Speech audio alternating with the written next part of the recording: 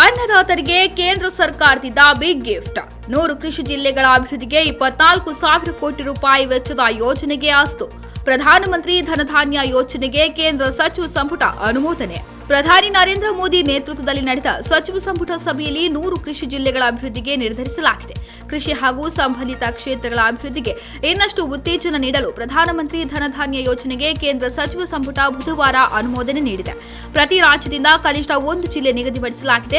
ಒಟ್ಟು 6 ವರ್ಷ ಅವಧಿಯ 11 ಸಚಿವಾಲಯಗಳ 36 ಯೋಜನೆಗಳನ್ನು ಒಳಗೊಂಡ ಈ ಯೋಜನೆ ವಾರ್ಷಿಕ 24,000 ಕೋಟಿ ರೂಪಾಯಿ ವೆಚ್ಚವನ್ನು ಒಳಗೊಂಡಿದೆ. ಇದರಿಂದಾಗಿ ಸುಮಾರು 1.7 ಕೋಟಿ ರೈತರಿಗೆ ಅನುಕೂಲವಾಗಲಿದೆ. ಈ ಯೋಜನೆ ಬಗ್ಗೆ 2025-26ರ ಬಜೆಟ್ನಲ್ಲಿ ಘೋಷಣೆ ಮಾಡಲಾಗಿತ್ತು. ಅಲ್ಲದೆ ನವೀಕರಿಸಬಹುದಾದ ಇಂಧನಕ್ಕೆ 27,000 ಕೋಟಿ ರೂಪಾಯಿ ಮೀಸಲಿಟ್ಟಿದೆ. ಕೃಷಿ ಉತ್ಪಾದಕತೆ ಹೆಚ್ಚಳ, ಬೆಳೆಗಳಲ್ಲಿ ವೈವಿಧ್ಯ, ಸುಸ್ಥಿರ ಕೃಷಿ ಪದ್ಧತಿಗಳ ಅಳವಡಿಕೆಗೆ ಉತ್ತೇಜನ, ಪಂಚಾಯಿತಿ ಮತ್ತು ಬ್ಲಾಕ್ ಮಟ್ಟದಲ್ಲಿ ಕೊಯ್ಲಿನ ನಂತರದ ಸಂಗ್ರಹಣೆ ಹೆಚ್ಚಿಸುವುದು, ನೀರಾವರಿ ಸೌಲಭ್ಯಗಳ ಸುಧಾರಣೆ, ದೀರ್ಘಾವಧಿ ಮತ್ತು ಅಲ್ಪಾವಧಿ ಸಾಲದ ಲಭ್ಯತೆ ಸುಗಮಗೊಳಿಸುವ ಗುರಿಯನ್ನು ಈ ಯೋಜನೆ ಹೊಂದಿದೆ ಎಂದು ಕೇಂದ್ರ ಸಚಿವ ಅಶ್ವಿನಿ ವೈಷ್ಣವ್ ತಿಳಿಸಿದ್ದಾರೆ. ಯೋಜನೆಯ ಪರಿಣಾಮಕಾರಿ ಅನುಷ್ಠಾನ ಮತ್ತು ಮೇಲ್ವಿಚಾರಣೆಗಾಗಿ ಜಿಲ್ಲೆ, ರಾಜ್ಯ ಮತ್ತು ರಾಷ್ಟ್ರ ಮಟ್ಟದಲ್ಲಿ ಸಮಿತಿಗಳನ್ನು ರಚಿಸಲಾಗುವುದು. ಜಿಲ್ಲಾ ಧನಧಾನ್ಯ ಸಮಿತಿಯು ಕೃಷಿ ಮತ್ತು ಸಂಬಂಧಿತ ಚಟುವಟಿಕೆಗಳ ಯೋಜನೆಗೆ ಅಂತಿಮ ರೂಪ ನೀಡುತ್ತದೆ. ಈ ಸಮಿತಿಯಲ್ಲಿ ಪ್ರಗತಿಪರ ರೈತರು ಇರುತ್ತಾರೆ ಎಂದಿದ್ದಾರೆ.